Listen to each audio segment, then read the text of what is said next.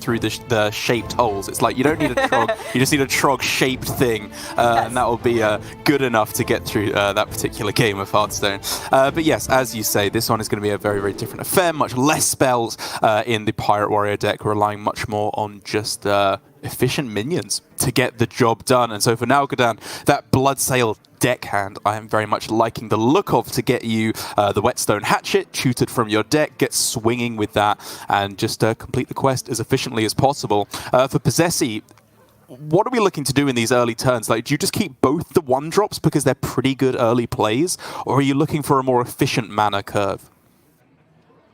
I would be inclined to keep the 2 1-drops because I think actually the most efficient thing, or the ideal thing you can do, which is being efficient and playing a set of threats that is effective versus Pirate Warrior, is to go as wide as possible, in my opinion. Outside of Man the Cannons, they will struggle to clear more than 1 minion a turn if they're not already ahead. So I do like the line from posesi. Ideally, he ends up with yet another 1-drop to complement his turn 2, and he does get it. And then now he has the Doggy Biscuit as well, which allows him flexibility to go tall if he feels like that's the appropriate response. But for now, just starting off with Vulpertinger seems pretty strong. Yeah, there's almost no way they can kill off both of those on turn 1. It would be some nonsense like a Hatchet, Coin, Shiver their Timbers, which I don't think they'd do in any reasonable world anyway. And so it just gives you the highest chance of being able to stick the Biscuit on turn 2, which I would be a big fan of. Ooh, goes for the Companion instead, though. posesi wanting to maybe play around Hatchet 2 out of 3 times. The Refa being the one that dies to it. That's true. And it does give you a higher health minion to buff most of the time as well. And being at 5 health instead of 4, I don't know, it can start to make some differences with just weapon swings, cannons flying everywhere as well.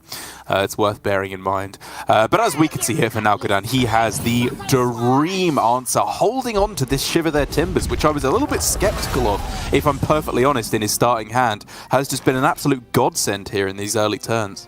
Yeah, we should have talked more about that, honestly. I thought it was something you can consider when going second, because you will generally feel like you have to react. And you could say the 5 damage is overkill on a lot of Hunter minions, but even if you just say it's 1 mana, remove a Trog, you'd be very happy with that. So in the end, I do like the heap from Nalguidan, and it ended up dealing with a Doggy Biscuited minion as well, so maximum value there. But posesi at least able to trade off the minion, expensive though it is. Board control is the end-all be-all of the matchup, so he is just trying to get ahead here and hope for good consecutive top decks. That is not one of them. Ooh, yeah, that is really not one of them at all. Quick Shot being a whole extra turn away, inefficient mana expenditure. You can't use your hero power on this turn, because already I want to say that posesi is probably coming to the conclusion that board control is just gone in the next 1 or 2 turns. He's pretty much all in on just trying to sneak in a little bit more and then get there with burn damage to close things out, especially when Nalguidan gets a premium top deck such as this one. I'm thinking probably the Captain, but one of the 3-cost pirates play the weapon for 0 mana because of the Bloodsail deckhand earlier on, and then just coin out the Raider to close out the turn. Yeah, I think it works out perfectly there. Good on you for catching the aura that's still in effect from the 2. I always forget about that. And not only does he get the extra attack from the weapon for the Bloodsail Raider, the health is also buffed by just the fact that the Captain is sticking around. And for sure, health is the more important of the stats in this matchup, at least in the early game. Okay, that's not a terrible card to get your hands on at this point. It can be traded away. But exactly, yeah. That is, I guess, just spending your mana, I suppose, but the trades do not work out cleanly whatsoever, so therefore you don't take any trades. Yeah, I agree completely. As I was saying, this is just about squeezing in any small points of damage that you can get before you inevitably end up losing board control. Once those cannons come down for Nalguidan, I think that's going to be the absolute final death knell for posesi in terms of board control, but not necessarily in terms of the game. With a couple of good top decks, I'm thinking Rhino would be fantastic, or Barrack Kodobane, of course, as well. Warsong Wrangler, Brinling's Rifle maybe as well. There are a lot of reasonable draws here for posesi, but there are a lot more bad ones. And that was a pretty terrible cannon outcome for Nalguidan, only one of them hitting a minion, and it hit one of the worst targets for the minion. Nalguidan, though, consciously taking one less damage on his hero, but puts his own Bloodsail Raider to 1 health, which means that posesi has the option to trade it down with the Marsol. That, however, is a terrible top deck.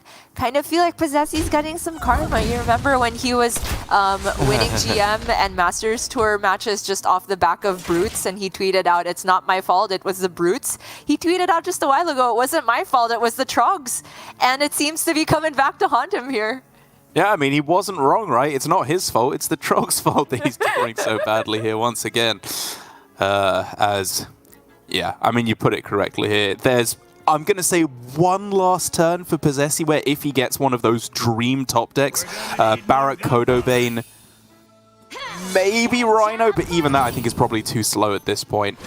He has a chance of salvaging this one, but quite clearly this is a 99-1 long shot now. It's looking very, very dire. Right, the Defias Cannoneer, essentially a 7-3 in this position. Like, posesi can kill it, but then he kind of concedes his own win condition in the long term, it feels like. Haha.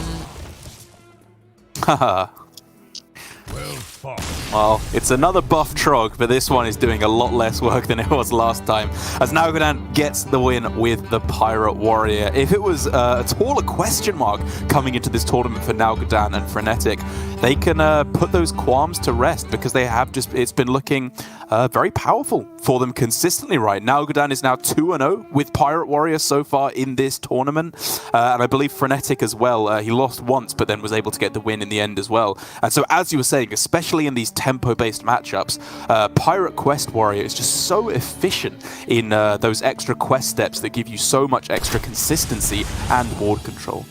Yeah, absolutely. I think if it is going to face off against other tempo decks, and if you expect that in the field, the Pirate Warrior makes sense as a bring. I'm just curious to see where it ends up with overall win rate as we get a bigger sample size and we see the Pirate Warriors face off against more of the combo decks more often, because I do feel like Hunter can get there more consistently. Not to say that the Warrior is unfavored by any means, though just being aggressive is a big deal, and it's very valid to just take a deck that you feel could be maybe 53 to 55% favored against a wider variety of things, instead of, like, say, 58% favored against a narrower variety of things. Yeah. It's just so intricate the way you can build lineups in Conquest, and especially going into this meta where, you know, a lot of the decks are already things we've seen before. I do think that the players who just get that one bit more of iteration, that 1-2% elevation, is the best you can do here, and it's already starting to pay off in spades for some of our players. But that's only the beginning of the series. posesi still has all of his decks available, of course, but Nalguidan now only has his combo decks, and of these, I feel like the Rogue would be in a bit of trouble, because in the head-to-head of OTK Demon Hunter versus Rogue, I still favor the Demon Hunter there. Yeah, as do I. Even in that previous series where I think you were starting to doubt whether Rogue is so poor against Demon Hunter, in the end, in Game 5, Frenetic versus McBanterface, Demon Hunter was able to come in and get the win. And I anticipate that will be the same deal here. However, first of all, we're going to have Demon Hunter against regular Hunter, Face Hunter, once again for posesi. And we saw it obviously go about as well as it possibly can against Gabby earlier on today. But do you think that that is anyway indicative of how the series will go on average? Or how much better has it got, I suppose, is a more less baiting question, for Face Hunter against Demon Hunter? I have sort of landed on it being a 50-50 again, which is curiously where I was even before Trog and Ramming Mount became like staples of the deck. Maybe it even swings a little bit more Hunter favored now, but even if we were to backtrack that game of Glory versus Posesi, right? Let's say Posesi versus Gabby, my bad. Let's say Gabby did manage to find a way to deal with the Trog, say 2 turns after it stuck. It had still done a lot of damage there. It ended up really never dying towards the end there, but Posesi was still in a very, very favorable spot. So I do think that the Trog is not necessarily the end-all be-all of the matchup. It can solo if you get the perfect draw, but even if it just gets in there for like 8 damage with another copy of it, if your opponent decides to take the L and play a spell, it's already done its work, and then you still have your other Hunter tools to deal the rest of the damage. So I am starting to come around to the idea that Hunter just is favored in the matchup. Wow, well, we shall have to see. Hot takes coming in live from the World Championships here. As Posesi has got himself what looks like a reasonable starting hand, right? Like, I would argue there's some reasoning to hold on to double 1-drop plus the Neophyte as well, because it gets a big board down and protects it from some kind of AoE from the Demon Hunter. But instead, he's just holding on to one of the 1-drops. And what do you think he's looking for instead in these early turns? I mean, aside from the obvious. Doggy Biscuit is a big one. Just anything that can help the Hunter go tall rather than wide is generally very useful against Demon Hunter, because Immolation Aura deals with wide very well, whereas they need a combination of cards to deal with minions beyond 3 health. It's like Moarg plus I-Beam. Posesi did end up with an interesting choice here, because he does have double initiate, which is a lot of immediate aggressive power, but only one of them can be buffed by Adorable Infestation, and if he wants to use the coin this turn, it makes the Ramming Mount 1 turn further away. Yeah, I mean, the obvious thing that you're afraid of here is Tusk Piercer Hero Power, right? As 1 card was kept in the mulligan, that's a pretty reasonable thing to see. And by buffing it up here with the the Adorable Infestation, you are then out of the most obvious break point. It's really only I-Beam that you'd be afraid of at this point now. And it does mean that he still has efficient mana utilization, right? You can go Initiate plus Marsul Cub, and unless there's exactly an early Immolation Aura to take them all out at once, I think Ramming Mount does still stick here. So I think this is a very considered play from Posesi that usually works out well for him. I do like the line. It's the best play against the card you'd most expect to be in their hand after Mulligan, right? They're not really going to keep I-Beam, I don't think. But the instant Doggy Biscuit off the top is already starting to be a Posesi signature here. That 6/6 is not going anywhere anytime soon.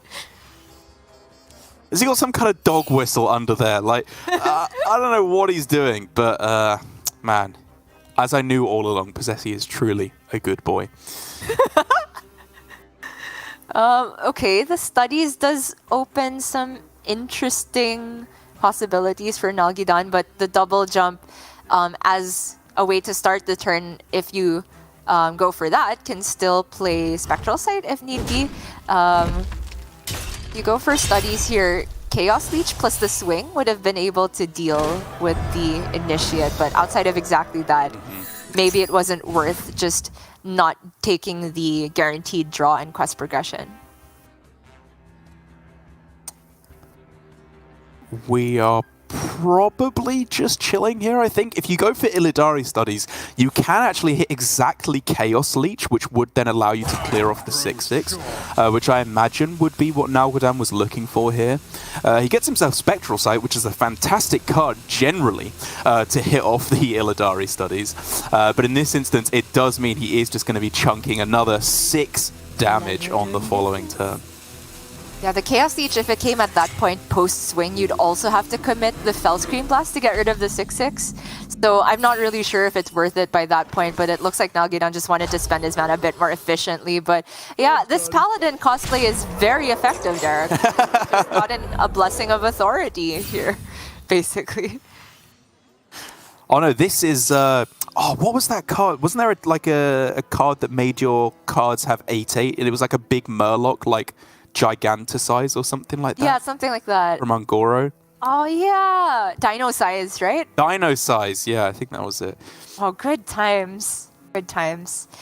But not good times for Nalguidan. This 8-8 continues to be a huge problem. He just cannot deal with it. Needs a Moarg desperately to buff up the I-Beam.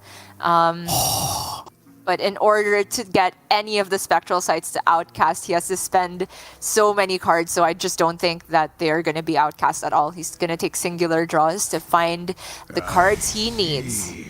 Yeah, agreed. I think you're probably just gearing up to tank another 8 and then clearing on the following turn. Like, this kind of hand can get a clear, right? If you go for the Arcanist, Immolation Aura, I-Beam, or Arcanist, Fellscream Blast, something like that.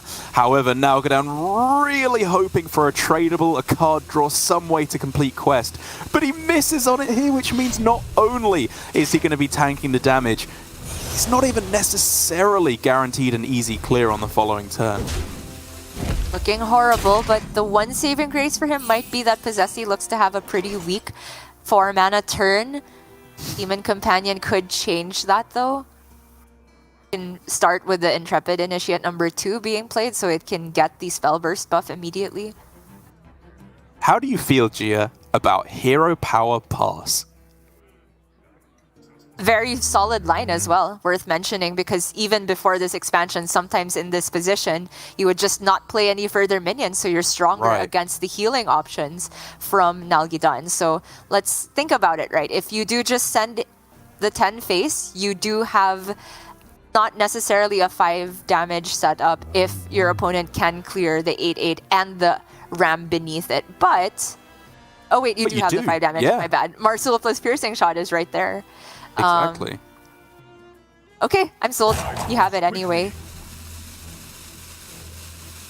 I like it. I think it's just this board is hard enough to clear anyway. Pretty much anything that clears this, I think, is going to involve Immolation Aura or Fellscream Blast anyway. I just don't think you need to take the risk. He plays one extra minion here, which, okay. Does still obviously set up the lethal, but it does give Nalguidan maybe that little bit more possibility to heal up off of this board as well. Tough to say, because there is a world where if Nalguidan had Moarg I-Beam and could only deal with one minion, then you're kind of sad you didn't play something else. It's really tough to navigate. We're here looking at the double Fellscream Blasts alongside the talented Arcanist. So Posesi will be giving a little bit of extra heal to Nalguidan because he had played an extra minion. But it's not to say that Posesi's in a bad position here, because these are precious combo pieces that Nalguidan has to expend to clear the board. So I'm not even sure the best way to do it. Right, I mean, the clear is there on all but the ram. You can go Fellscream Blast, Fellscream Blast, Arcanist plus the Immolation Aura would deal 6, and then you've cleared off everything except the 2-2 at the end. I think that's effectively conceding, so I understand why Nalguidan is digging here for something more impressive. He gets himself Moarg plus double Fellscream Blast. Still not enough to survive, yeah. Yeah, actually, I'm not really sure what he could have gotten from the digging there that could have helped. I mean, I completely understand your point that using too many combo pieces is effectively conceding, but I literally cannot think of a combination of cards he would have gotten, even with the discount. Right. Factoring in that all of the healing spells were already in his hand, that could have gotten him out of the spot. So I feel like even though the play felt awful, he maybe should have gone for something like the Fellscream Blast plus Immo play we were talking about. I can see it. I mean, it was a brutally tough position for Nalguidan because, you know, if you use both Fellscream Blasts just to clear off an 8-8 there and only heal for 4 along the way, the game's over. I don't think you have really any chance of winning the game before just hero powers from the opponent can whittle you down. But with the Warrior and the Hunter out of the way, it means we're back to the distilled good old classics of the previous metagame trio. It's Garrote Rogue versus Demon Hunter. And if we thought that this matchup was Demon Hunter favored before in the previous seasons of Grandmasters, that was before the nerf. And now it's a very, very different deck entirely for the Garrote Rogue, which can absolutely still go for the full lethal potential, but it's a lot more delicate of a deck, a lot less flexible in how it can operate with its combo pieces, as you really do need to save at least 2, if not 3 spell damage to be able to go for a guaranteed lethal later on. It's just pretty funny how things worked out for Rogue because yes, Garrote got nerfed, a lot of their maximum damage was removed, but then they can put together conditional additional damage additional from Scabs, right? It often functions as another 8 damage, and then you also just have the cutlasses from the mini set, which can function as maybe 4 more damage throughout the course of the game, because you generally end up saving 1 for the tradable effect, and you can use 1 for the swings. So I do kind of like the spot where Garrote Rogue has landed in terms of the damage flexibility. I think it is a deck that really rewards players who are hyper aware of the breakpoints. It used to be so forgiving, right? Getting rid of Ethereal Aug Merchants was fine because you had so much redundancy with the spell damage. Now, because Garrote itself doesn't reach those high pinnacles of damage that it used to, you have to be very careful about your combo pieces. And in that regard, it's similar to Demon Hunter, right?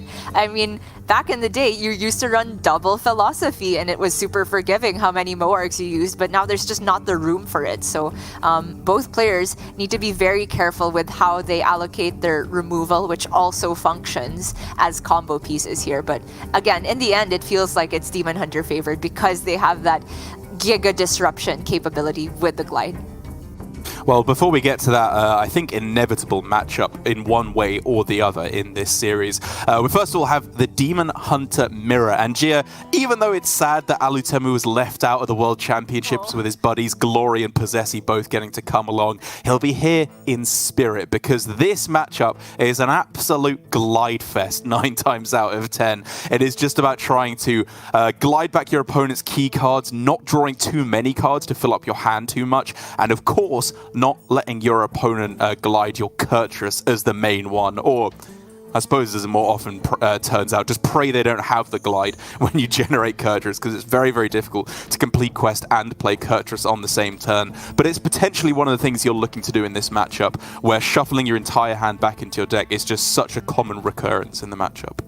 That's right, and that's why in this matchup you're also going to see things that would look fishy elsewhere, like just tossing out an Immolation Aura when there's nothing on board, playing down a Talented Arcanist, sometimes even a Moarg when there's nothing else to do with your mana, because you're playing as though your hand is still part of your deck. You are actively deleting cards that are not card draw and cards that you can get away with dumping and still preserve your combo with. It's just something that's not quite intuitive, but because we've seen this matchup for so long, anybody who knows what's up will already be familiar with how it works. Glide is a thing for sure, but Disruption in general is huge, and another card that can sometimes come into play if it's discovered is Star Student Stelina. It's another one that can maybe put Kurtrus back, can maybe delay Il'gynoth for a bit. Basically, Illidari Studies is really the only wild card outside of the Glide draw or random effects itself, right? So that's always something I'm looking out for, the differences in the quality of the studies. Yes, that can make an absolutely huge difference, because it's not only the Star Student Stelina, it's obviously at certain points in the matchup trying to hit the card draw is very often important. Even just sometimes hitting some of those disruptive effects can be a big deal, or just having dumpable cards, I suppose. But the vast majority of the time, there's a small pool of cards off of Illidari Studies that you're really, really looking for, with Glide and Spectral Sight being foremost amongst them. While we get this series, this next game in the series set up as well. Talking about the game that we have here, we've talked about obviously the setup along the way, but in terms of the actual combo that once we're getting there, you talk about the ability to throw out the Talented Arcanists along the way. Do you think that's just something that will be done willy-nilly along the matchup? At what point is too much in terms of the actual win con that you're trying to set up in this matchup? Well, too much is when you're not able to deal 30 in one turn anymore, right? And 30 in one turn, I think the most common combination these days is actually 2 sources of +2 spell damage, so like Guild Trader plus Arcanist or double Arcanist, and then a Morg, and then Il'gynoth. There's also the 36 breakpoint, which is pretty common, of the double Morg and one of the 2 spell damage sources. Perhaps in the mirror in particular, the double Morg version will be more common than the double spell damage version, because I find that a Morg in matchups where you need to play for board a bit more safely, the Morg tends to get thrown out first because that exponential damage is just such a big deal in terms of your healing. So either of those breakpoints could become a thing here, but absolutely I think it's fine to toss away at least one of either Talented Arcanist and Morg. And I guess here, the main thing that we should be talking about here for posesi, who we are a little bit more intimately familiar with than Nalguidan, is the start of the year, as you were talking about earlier on in the day. Posesi was really just getting there off of premier Demon Hunter play, just playing a little bit better than everyone else in Asia Pacific and being able to ride that through to a victory. And I think here this will be a big factor that works to his advantage. While I don't want to besmirch Nalguidan's good name at all, I think he's been playing very, very well so far in this World Championships. For posesi, the Demon Hunter, I think, is a fantastic chance for him to just get ahead in this series with his very, very good play before he has to move on to the Rogue as well. And here we are, finally ready to jump into the game, G. As I'm sure you could tell, I was thoroughly running out of things to talk about in a Demon Hunter mirror for the 50,000th time. That's right. Both players with promising opening hands, though. The Tusk Piercer and Sigil, of course, the best card draw options. I've talked about this many, many times, but it's the fact that both of those one-cost cards can allow you to set up that mana spent on a prior turn and then get the benefit of the card draw on a following turn, which allows you to condense all the card draw and then progress your quest on all at the same time. Being very efficient with it is obviously important, but I'm also looking at this glide on the far left for posesi, which could be saved until he sees Kurchus enter Nalguidan's hand, because it is a well-known fact that it is extremely difficult to both complete quest and play Kurchus at the same time on this deck. It's just not doable until like 7, 8, 9 mana, and by then people are already looking to deal lethal.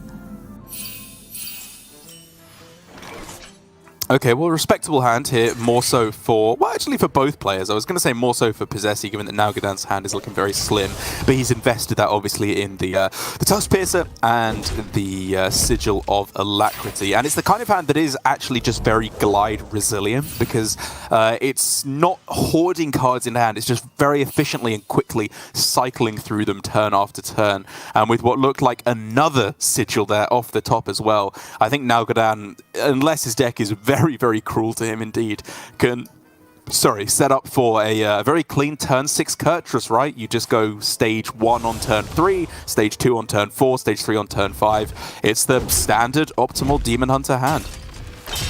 You love to see it. The only questions I have are about whether these Talented Arcanists are going to be prioritized as being dumped from the hand. And if you do, are you going to commit an I-Beam to get rid of it immediately as well? Because your opponent is also looking to actively dump their I-Beam, and sometimes they don't even have a target. It's a little bit like old Quest Mage mirrors in a certain light. posesi here ends up with the Spectral Sight. Not quite in the ideal position, but he's going to go digging with double jump for the other one, you'd have to imagine. Misses, so you can still progress with the Spectral Sight, but it's less maximum card draw. Yeah, and I do think you have to do it. posesi here, I imagine, really wants to wait one extra turn before going with the glide, because Nalguidan, as I was saying, we're expecting him to complete stage 2 on this turn, and then stage 3 the turn after. And so posesi wants to wait that one extra turn to glide away the Kurtrus. But if he can't complete his own quest in the meantime, the question becomes, is that worth it in order to delay your own glide? Is the disruption more important than just focusing on your own game plan? And the answer is oftentimes no, right? Because in the time that you've given your opponent while you're trying to get your own Kurchus, they could have drawn their own glide. So I feel like the glide away their Kurchus play is definitely way more effective if you can immediately follow up with a Kurchus of your own. Nalguidan gets Spectral Sight off of the studies, though. That's insane. Increases his total card draw capability in the deck. Hits a tradable, so he can... Oh, sorry, the quest is already progressed anyway, so now it's just dumping the Ivy, might have to assume. Okay, yeah. The picture on the quest was wrong. I got confused there because the icon on the quest was showing that he was about to complete stage 3, and I thought I'd made a huge mistake. But yes, he's just completed number 2. And so now the question here is for posesi. If you go for the un-outcast glide, obviously you're still shuffling your hand and getting rid of the chance of playing the outcast one next turn. Do you take the risk on just going for double trade? You don't need that much more to be able to get there. Just a spectral sight or even an acrobatics could do the job. I do like taking this entire turn one step at a time, starting with one tradable, even if you feel like, say, you get a brick like a Fell Scream Blast and you don't necessarily get to complete quest, then you can still pivot and go for a glide, right? But if you do hit further card draw, then you can say, all right, I can progress my quest and still maintain this outcast glide. So I think posesi is starting off on the right track here, but there's still a lot of potential decisions to be made, so he has to get going. Oh, okay, now this one's hard because he still needs one more tradable after he trades both of these. He's going for it. Taking the risk. He really needs an extra card draw effect. He hits acrobatics, which is too expensive. The risk for posesi to hold on to the glide did not pay off as he just completely skips a turn of quest progression. The cardinal sin in a Demon Hunter mirror. And it means that Nalguidan, as it currently stands, is looking to get down Kurtrus the turn earlier. However, posesi, of course, still has that ace up his sleeve to turn the tables. Nalguidan really hoping for the glide of his own here. Based on his reaction, he was upset at the spectral sight, but at least it does allow him to progress his quest. But again, you're not necessarily super happy to be the first to get Kurtrus in hand, because I think Nalguidan can smell an outcast glide in posesi's left side of the hand. However, Nalguidan's still gonna go for Kurtrus here, knowing that at least if posesi goes for glide, it's not gonna immediately give him his own Kurtrus, right? This is only stage 2 for posesi. That's right, yeah, so it's still going to be a whole extra turn of quest progression before posesi is going to be able to do what he needs to do with like the dumping Kurtrus the aura of his own. here as well, yeah. Because he's going to spend coin, so yeah, coin aura glide. I think that makes sense. Yeah, I agree. It's just about the mana left over at the end, but because you'll be discounting every card you draw, you can still play Tusk Piercer or Sigil, which are the two main ones that you want to play post-glide. And so I'm fine with this. Ilgi not great, but looks like it's not necessarily locking anything outside outcast position. Okay, the glide might be though. Nalguidan from the post-glide hand did not just rip Kurtrus straight away off the top. Yeah, you still got a trade, which I think is what you lead off with, right, on the Rustrot Viper, and then just probably go with a glide if you don't hit. Oh! Oh my gosh! Oh, man. posesi throwing out the clap there. The spirit of Tom 60229, the spirit of a world champion, lives on in posesi. He knows what he's doing this event. Oh man, this was what the entirety of posesi's game plan was based around. Was this not happening? This was the one thing he didn't want to happen. And I think it was a valid plan. You know, as we were saying, he denied himself guaranteed quest progression because he was already one turn behind. Even if he just carried on quest progression, Nalguidan still got the first Kurtrus. This maybe offset that balance, but Nalguidan gets the best draw in his deck. A very unfortunate outcome for posesi. And honestly, I do not even know what you do here. Trying to re-center yourself after a mental blow like that is incredibly difficult. He just has to get his own Kurtrus, which is currently guaranteed because of the acrobatics aura. But the problem is he can't even kill the Kurtrus on the other side this turn. So he's just going to tank another 7 on top of being a full turn behind on the card draw. So posesi right now has to pray that Nalguidan gets no further card draw effects in the near future, which is highly unlikely because the deck is built to be just combo pieces and card draw, and you're actively trying to dump everything that isn't that. That's why we've emphasized so much about getting rid of Immos and I-Beams while you had spare mana in the early game. If posesi gets exactly Arcanist or Fell Scream Blast off the top, I'm trying to formulate if there's ever a game plan that revolves around not playing Kurtrus and just going for an old-fashioned lethal. But I think just one discount on Il'gynoth generally is not good enough. You just can't get yourself the discounts that you need to go for a combo. And so I do think it still has to be a very sad Kurtrus next turn for posesi. Pretty bad acrobatics draws from Nalguidan, though, because you generally want to play whatever you get off that to get the full extra 2 draws. But obviously, Il'gynoth cannot be played in the matchup unless you are already dealing lethal, because if your opponent just kills it, then you're out of win condition. But he does end up with a super cheap glide and is saved here. Oh, come on. posesi has to draw Kurtrus off the top here, right? If there's any justice in the world, he has to find it. I mean, even if there's justice in the world, he's still losing because he's just playing Kurtrus a whole turn later. So if I were him, I'd pray to have that RNG saved for the next game. Ah, that's how it works.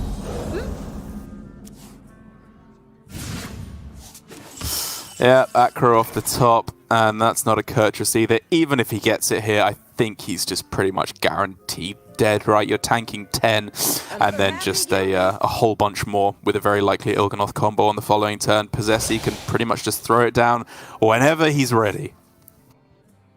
Yeah, this Guild Trader is just sticking there, so Nalguidan has access to just playing Il'gynoth and the Morgue, and one Fell Scream will already deal 18 plus the damage on board. Arcanist I-Beam, I suppose? Okay. Yeah. Kills Kurtrus over the spell damage. So does Nalguidan still have lethal here? Hold on. He runs out of targets is the problem. Like, he can deal 18, 21. And then one target of... Okay, yeah, now it's lethal. There's the I-Beam. Oh, yeah. So I think it was actually lethal before, right? Because you just target the opposing minion for 6 damage. Yes. Which plus 18 plus 3 is exactly 27. Right, and then even the hero power fits. But the I-Beam just makes it super obvious. It's mega lethal, yeah. Yeah. For some reason, my brain just doesn't want to do Fell Scream math if it's less than 3 targets. It just Yes. it feels wrong. It's true, it's just an I guarantee you, Nalguidan will also use I-Beam because that's how everybody's brains work in Hearthstone. Just why take the risk? Doesn't even attack first, though. What a Giga Chad as Nalguidan goes up 2 games to 1 against posesi. Warrior down, Demon Hunter down, just the Garrote Rogue left over. And Garrote Rogue has, I think, for the most part, still just been looking very strong in the tournament, right? It hasn't drawn a single ban so far, which is, I think, a real shock for what our expectations were. But outside of matchups against Demon Hunter, it has been looking okay. But although having said that, for Fnatic, it was struggling, losing to both the Warlock and the Demon Hunter last series. And so for Nalguidan, first of all, he's probably going to have to face up against the Demon Hunter if I had to guess posesi's queuing patterns. But then the mirror at the end as well. Nalguidan definitely in the lead, of course, but arguably a 50-50 and a favorable leftover for posesi does definitely not mean he's out. For sure. We've seen this situation a million times in competitive Hearthstone. posesi can definitely get there still. And to be honest, I just kind of want to see the Garrote Rogue mirror, because even though it's a matchup that we have been familiar with for a long time, the addition of scabs on either side, I feel, adds a whole new layer to it. Because previously you could just go for like one big board push and say, I don't need the Garrotes if I'm just that far ahead here. And scabs can throw that plan completely out the window. For now, though, it looks like it will indeed be the Demon Hunter first from posesi, and we already saw posesi take this matchup from the Rogue side a while ago versus Gabby, which, you know, to me indicates that posesi knows exactly what Nalguidan will be going for in terms of weird game plans to try and eke out some additional percentage, and something tells me Nalguidan won't be able to replicate what posesi pulled off. Yeah, I struggle to see it most of the time. I just think that Nalguidan has been playing some lights out Hearthstone thus far. You know, obvious luck aside in the previous game with the Demon Hunter getting a perfect outcome. But, you know, posesi has been pretty fortunate as well with the huge Intrepid Initiate, perfect Doggy Biscuit into Ramming Mount for the unbeatable hand versus OTK Demon Hunter. A couple of surprising things here I do want to quickly mention in Nalguidan's Garrote Rogue, just in time for it to go off screen. Fantastic job, Derek. With the one Cutlass, right, that he's got in there, generally we see that as a 2 of in the list. I think partly for the reason that it's just a really good card to see in your starting hand. It gives you the option to kill off a lot of early game minions, Trog in particular, in this metagame. But it's just good at all points in the game to discount your Garots, your Swindles, your Shroud of Concealments. I think that's been one of the best recent inclusions in Garrote Rogue overall. But Nalguidan instead slotting in one extra Wand Thief. Do you think the Wand Thief could be a difference maker that helps turn the tides in Nalguidan's favor? I would say maybe more so in the Garrote Rogue Mirror, where a lot of mage spells can give you advantage when you're trying to get a hold of the board. But versus Demon Hunter, there's just so many mage spells that are whiffs in my opinion. Like, yes, you can argue burn spells, but a lot of the time they're less efficient than just going for Garrote lethal towards the end, and you need to go 30-0 a lot of the time anyway. And freezing things, killing minions is just not effective whatsoever versus Demon Hunter. So I feel for this first matchup, it would be better to have another Blackwater Cutlass, but maybe Nalguidan can show the potential of Wand Thief if it does end up going to Game 5. The other card that I wanted to note is not in either of these lists of Garrote Rogue is the Rustshot Viper, which is something that people have been slotting in because it's another tradable, and we've talked about how it's decent in this deck just to keep you cycling, and also has some upside versus Owl Warlocks and Libram Paladins. But both our players just don't deem it necessary in the Rogue because I think in particular, Glory and Alutemu, if I've heard correctly, have been saying that it significantly weakens the Rogue, just having that card in the deck. And I would say that's mainly because it's kind of a whiff to get off of a field contact train of draws. So I'm just interested in the number of Vipers here. Yeah, and I think that's really the real crucial part about Cutlass is it's so easy to play at any point in the game. And because Garrote Rogue is a deck that almost always, when it wins, sees the bottom of its deck, having to trade over and over again a Rustshot Viper, or having it stuck in your hand, you really feel the fact that it's expensive to play. 3 mana is a lot for Garrote Rogue, given that they rarely see past turn 8 or 9 in a game of Hearthstone. And so I think that it just clogs up your late game hand so much and makes it so much more difficult to actually get through to those guaranteed lethal win conditions later on. But for Nalguidan here, taking things nice and slow out of the gate, going for a hero power on 2 rather than a Cult Neophyte, which is, understandable. But it does mean that posesi just had a little bit more mana to spend weaving in the studies as well as the expected sigil. That's right. And the Neophyte timing gets a little bit weird here because you could say, oh, if I play it this turn, I'm preventing Coin Glide. But then Nalguidan doesn't really accomplish much with the rest of his turn after having played the Neophyte, right? He still wants to go for card draw the turn after, and then he could get glided that turn after. And I do like that he's just going for the card draw because I think he's got a decent read on this not being a Coin Glide turn from posesi, given that posesi played a Sigil, which is kind of like wasting a card draw if you are just going to glide everything back into the deck. Finding a discounting Il'gynoth, again, probably not that relevant. It's just so unlikely that you're going to be able to get the combo without playing Kurtrus at some point in the game. And more than likely, posesi is going to be gliding that back into his deck at some point anyway. But now I think for Nalguidan, things really start setting in terms of what is your plan against Glide. How are you trying to disrupt that? Do you go for Neophyte, maybe even double Neophyte in order to play around potential discounts? Or do you just go for dumping cards from your hand? Like, you don't even necessarily have to go for that line. Whereas you could just go for like Tempo Ethereal Org Merchant just to dump a card from your hand as well. I'm looking at a hybrid play of what you mentioned where you could actually go for Octobot Procket with Penflinger and play Neophyte, which does dump cards from your hand and prevent a glide unless it's one of the discounted cards. And if it was one of the discounted cards, it won't be an outcast position. So good point. Looks like Nalguidan is reaching for something similar. I like this a lot. I think it's a good middle ground.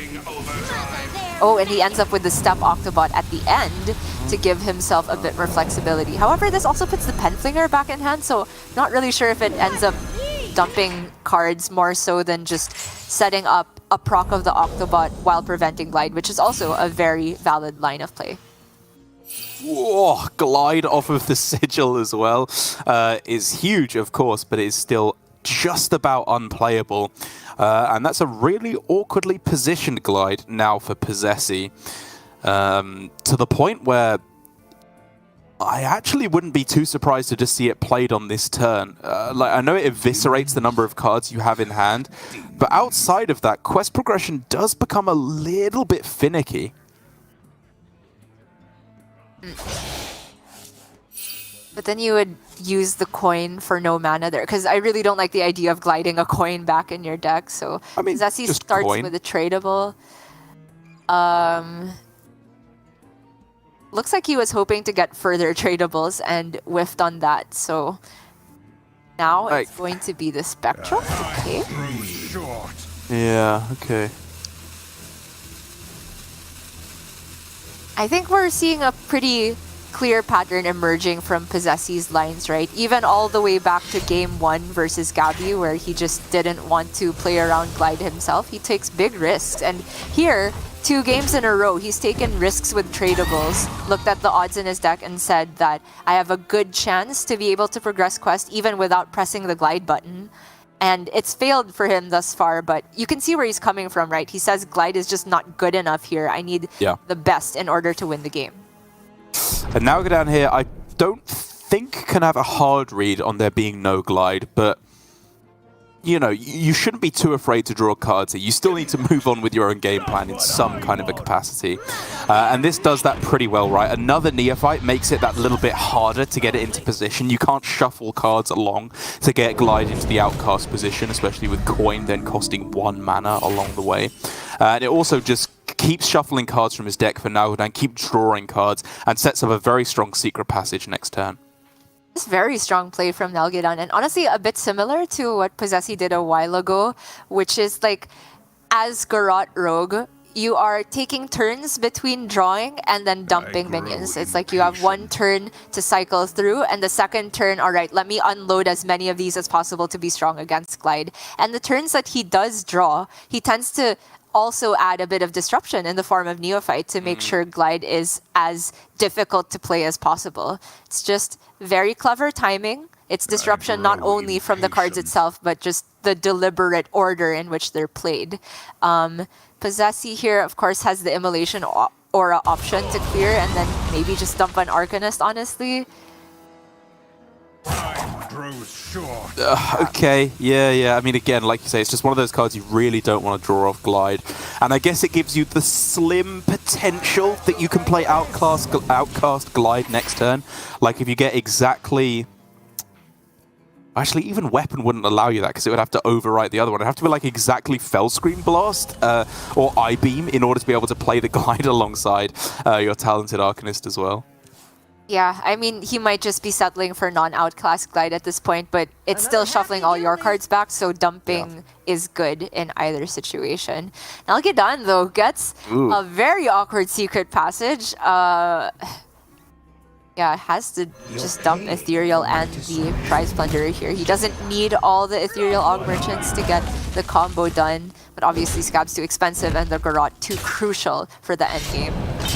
Yeah, I mean, this is the big argument against Scabs, right? It is undeniably a fantastic card in Garrote Rogue. It does a lot of what you're trying to do, buys you more time, gives you more mana to work with for your combo. But this is why all rogues, since Secret Passage has been released, have been incredibly low curving. You just cannot afford to have dead draws off of the Secret Passage later on in the game. But here for Posesi, he has the potential actually to play Outcast Glide, but here he's denying even going for that. Yeah, deliberately leaving a lot of mana open. I wonder if 4 is a specific number he had in mind. But I can't quite think. Is there a way to like complete the next layer on 4 remaining mana if you get the perfect discounts? Yeah, this is it. He could complete the next level of quest already. You draw, trade the Guild Trader.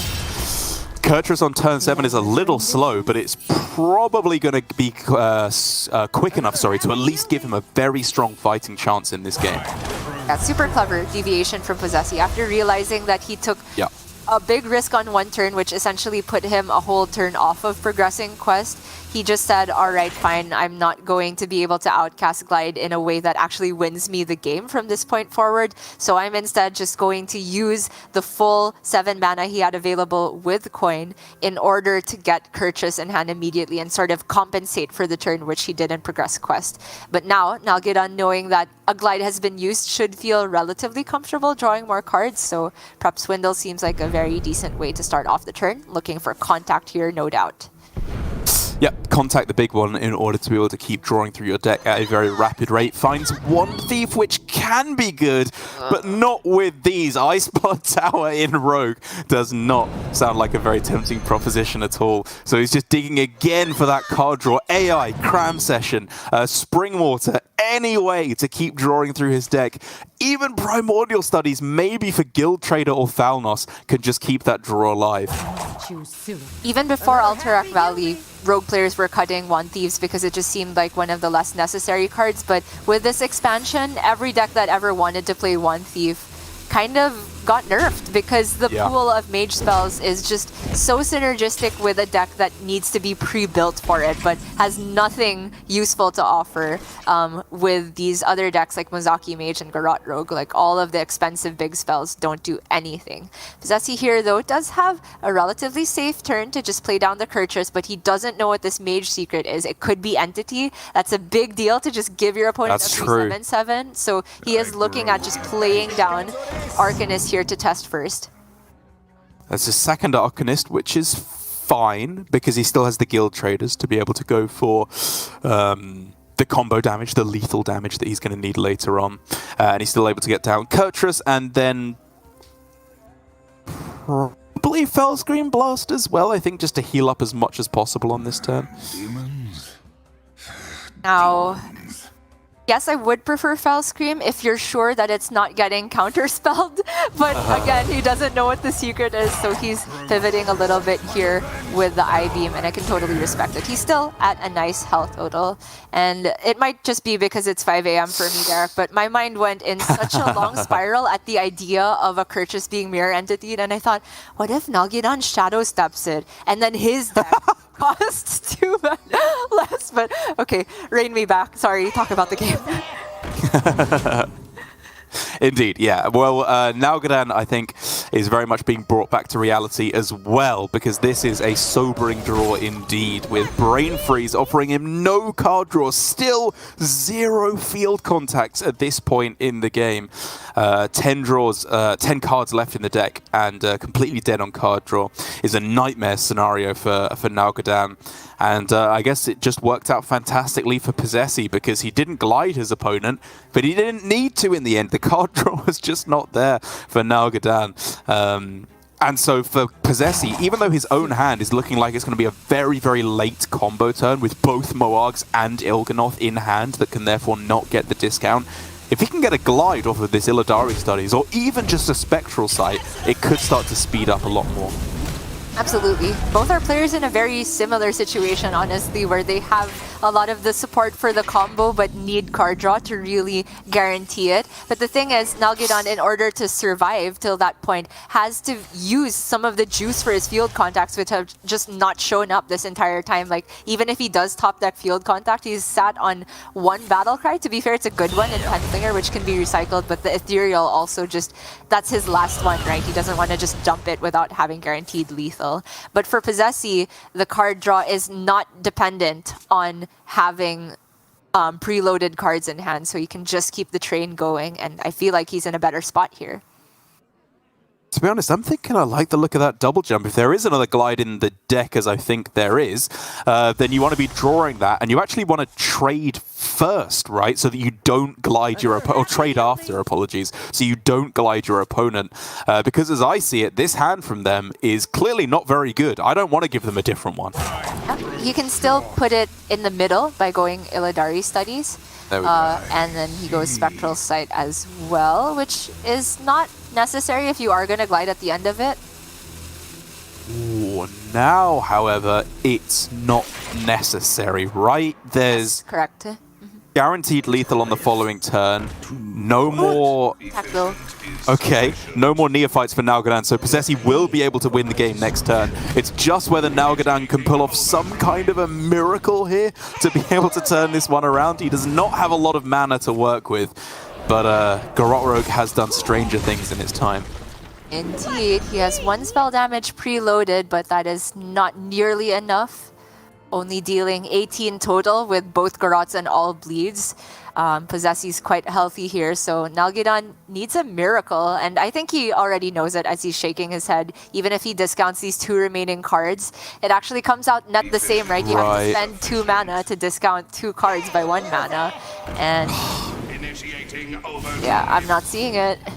Yeah, no way he can get to Scabs either, which at the very least would bring him above that 30 health breakpoint that would keep him alive, whether or not he knows it, for the turn next turn.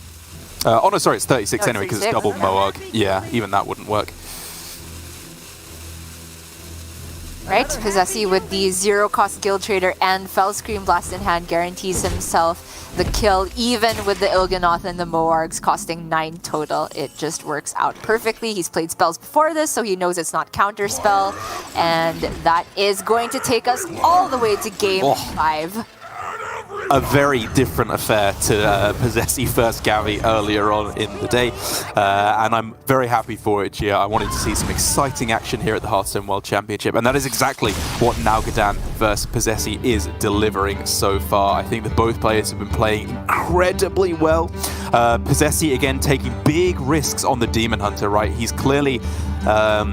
as I've said, cognizant of everything that's going on in these matchups. He knows what he's looking for in terms of these glides, and he took a very, very slow approach, a very metered approach, and with that double quest completion in the same turn, I think that was really the inspired play that turned things around for posesi. For sure. It's just the... He knew exactly what to do as a fallback even after he took the risk, right? Like, we have been joking quite a lot about posesi, how he fears nothing, but I think he's just aware that there is a huge upside, obviously, if you are able to hit the quest progression with just the tradables while still maintaining glide and outcast position. But he had a plan, right? Even if he didn't hit the tradables, there was a contingency there. He very deliberately played glide without dumping any other cards than coin in order to preserve that 4 mana to give him a good chance to complete next stage of quest. That's just not something that's obvious to people who haven't played enough of the deck. And now we get to see a Garrote mirror to close it out and decide who will be our first guaranteed semi-finalist making it through to tomorrow. Posesi here with a list that's pretty similar to Nalguidan's, but we've already talked about how it's just, you know, 2 Cutlasses versus 1 Cutlass, 1 Wand Thief.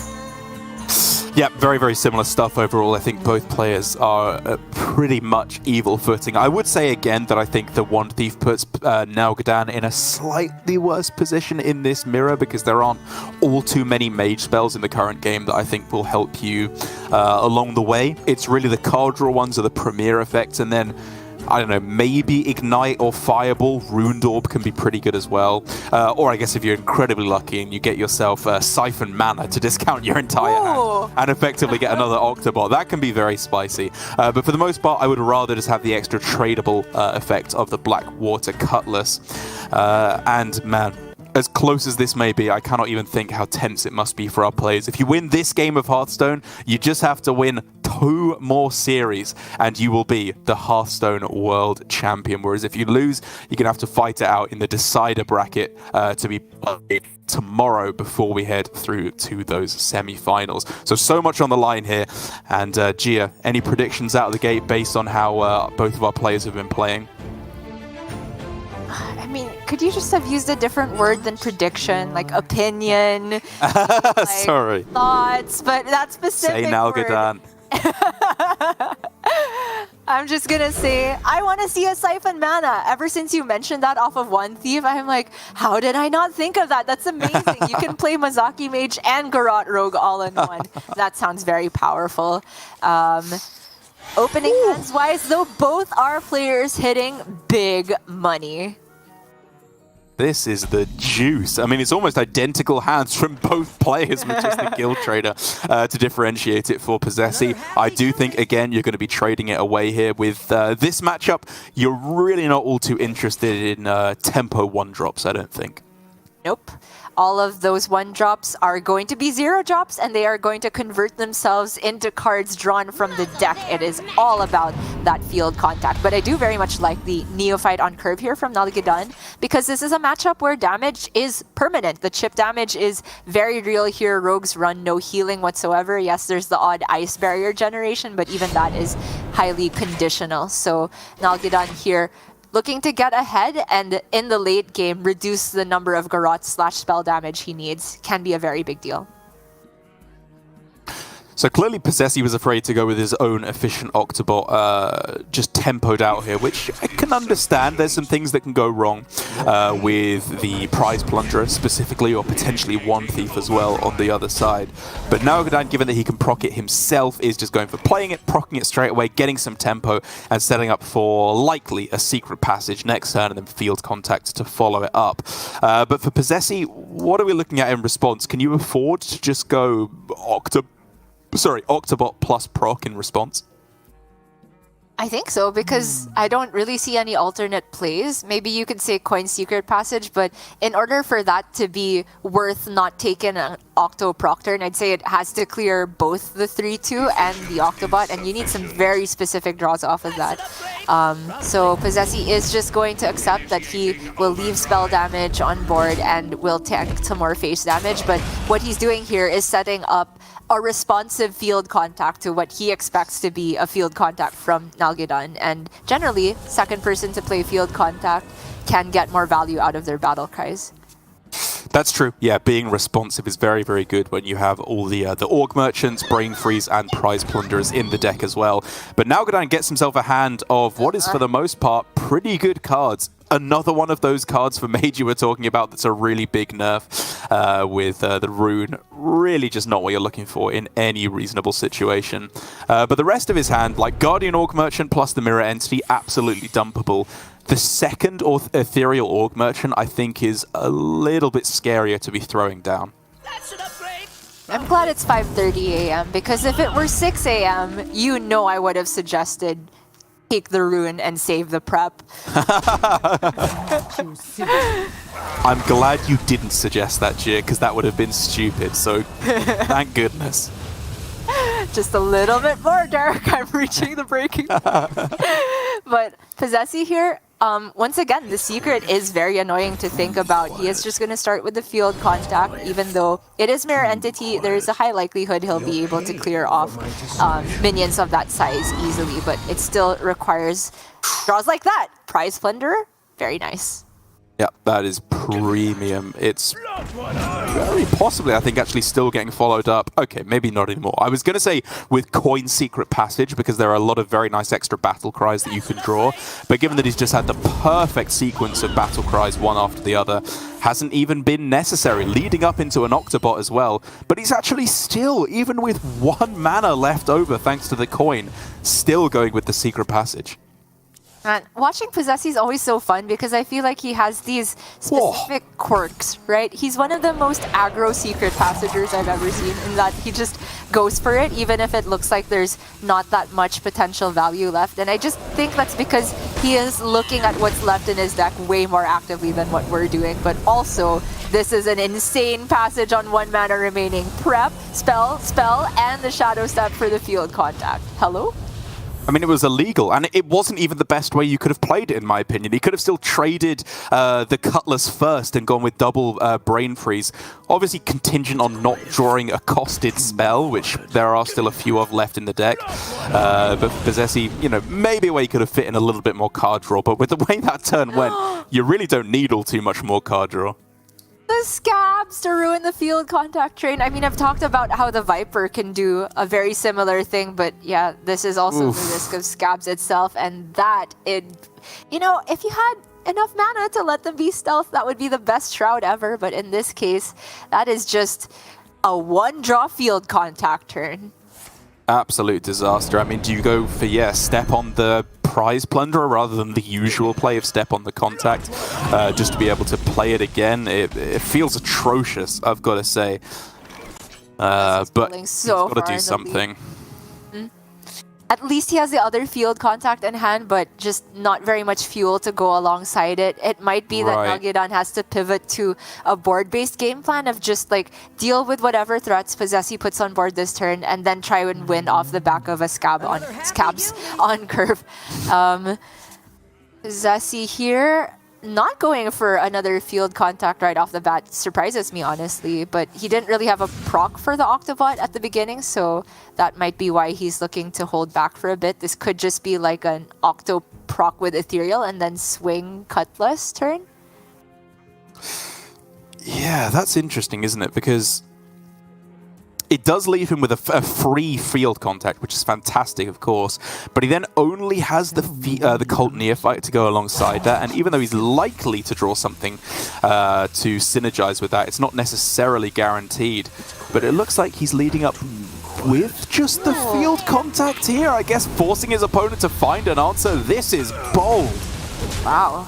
I mean, he's just saying, I have the other one in hand, I guess, but even posesi does not look like he was happy with that turn. I was going to make the counterpoint of, yes, you just have one Neophyte, but you could go double field contact, actually, in that situation. One of the rare spots, Lorinda, I hope you're still awake and watching here, where when you do have two cheap field contacts and not very many battle cries, that's one way you can leverage that. And this is a matchup where, again, you don't necessarily need the full Garrote combo, just enough board pressure plus the damage at the end. But Nalguidan here, his big problem is that in order to kill this field contact, he has to go Hero Power and Guardian Aug Merchant. That seems awful. I think you got to take the risk on the Shroud. You're looking for an Aug Merchant, I guess. A Penflinger will do very, very nicely. Or, of course, a Prize Plunderer would have been able to get the job done. This does allow him to clear off the contact. Even keeping his Penflinger stealth is not bad at all in order to maybe get some more activations with the field contact. Okay, well, this doesn't look like a contact turn in response to me because the hand is so expensive, but he can set up a pretty decent one with Octobot Swindle and then proc to discount the remaining cards. I like that. Maybe even with a traded Cutlass somewhere along the way, depending on what you draw. And if there is going to be the traded Cutlass, I'd like to see that after the Swindle so that you don't discount the Swindle itself, but a Garrote most likely. And then the mana works out perfectly and you have the most mana banked for later turns. Yeah, that's right. If you're looking at 2-0 mana Garrotes, then the combo becomes a lot easier to start doing on turn 7. Well, now with the passage, it's not guaranteed 0 mana Garrote, but it's still fine, I think, to just go trade and then proc with Ethereal here. Going Ethereal and then... Wow, another 1 mana left passage. posesi is just on another level with this card. I'm not quite sure what he's looking for in particular, but at least he has Cutlass to put another card back in the deck, or Prize Plunder to delete one. Okay, that's pretty good. Was that his second Ethereal Aug Merchant? Because if so, the play does start to make a little bit more sense. Oh, you're absolutely right. Yeah, good catch. Was looking for Shadow Step there in particular, just to make sure that he had 3 total spell damage alongside that Guild Trader to make sure that the Garrotes are able to deal enough to go from 30 to 0. Oh, does he not even want to go Scabs here? I mean, I guess giving your opponent back all these cards is just kind of good for them, right? You know, having another Octobot is fine here as well. And the 4-2s that you get are, you know, so unlikely to make a big difference. It's just really rough because, like, if you don't go Scabs, though, you are still leaving a lot of pressure on board. And honestly, if I were Nalguidan, I'd be thinking maybe the 8 damage can just get there. Like, posesi's only at 23. So Nalguidan's own Garrotes would need far less spell damage and card draw. But he is just going to go for another mediocre field contactor, and it just did not pan out for him. The timing of the discounts here. posesi gets so much more mileage out of his contacts, as we are about to see shortly. So in terms of lethal potential, Contact, Trader, Ethereal Orc Merchant Garrot trade, like, I think you're still lacking a little bit on draws is your real problem there, rather than necessarily damage or mana. And so I think it still ends up being one extra setup turn for posesi before he goes for a guaranteed lethal. I agree, and I think it's still field contact turn because he still has both cutlasses available to him, right? So as long as he leaves like one card in the deck at the end of the turn, he will be able to guaranteed draw all of the Garrots here. Gets the Shroud though, so that means that the contact itself is not necessary to keep drawing. And because he's not gotten all the way down to 0 cards this turn, it implies that he's going to save the contact to get down to 0 cards in deck the next turn and just deal lethal that way. And on top of that, he has the Neophyte to prevent any slight possibility that Nalguidan could do the same to him right away. Yeah, there's just absolutely zero chance of combo for Nalguidan whatsoever. No Neophytes left of his own, so the disruption is really not a possibility on his side. If he were to just go for Scabs, say, as the only real other potential disruption, you go up to 31 health, which does require them to have the full 3 spell damage, right, in order to be able to actually kill you at that point. It's 3 plus dagger or cutlass. Exactly, yeah, which I think should be a possibility for posesi in this instance, but it makes it harder, right? It at least gives them an extra challenge, an extra break point they have to meet. Yeah, completely agree. Scabs is the only play I can see here, but looks like he's going for Octobot instead into a passage. Man, I'm not really sure what he can get with the One Thief already used for any sort of X factor being outside of the equation. Maybe a Neophyte of his own, or any left?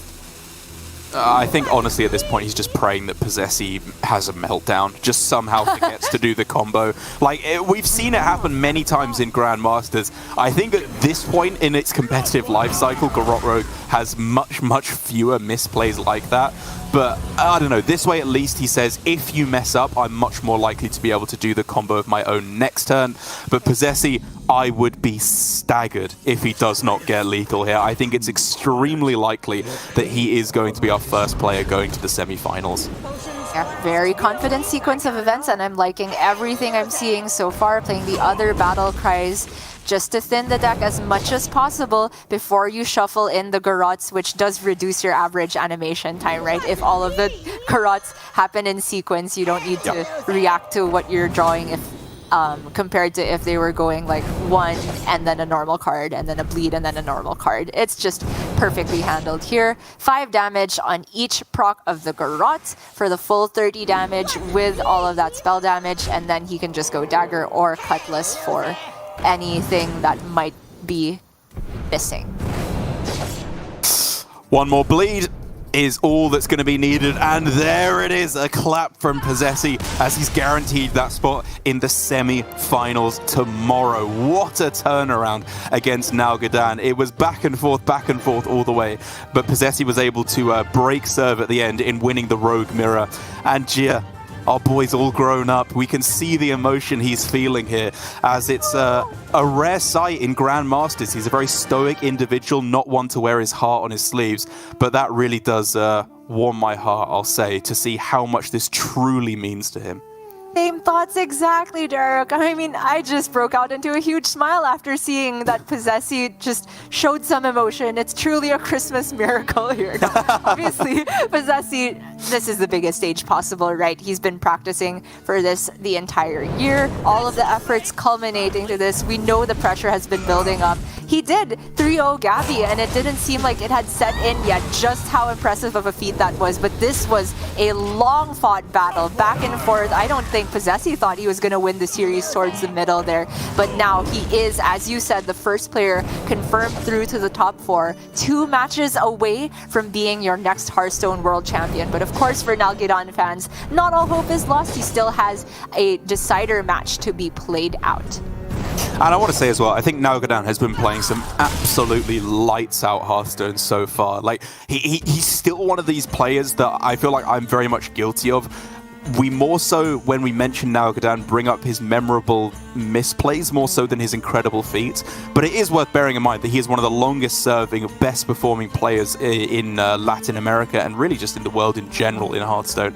And I think with his performance already in the World Championships, he can hold his head high with some very, very strong plays indeed, as he will be fighting it out in the decider match tomorrow, right, against either Tianming or Gabby, depending on who wins that elimination match first of all, which is going to be played today, right? We have our other winners match from Group B, and then we're going to be moving straight on to Tianming versus Gabby, which, oh man, there's just so much implications for this already. Tianming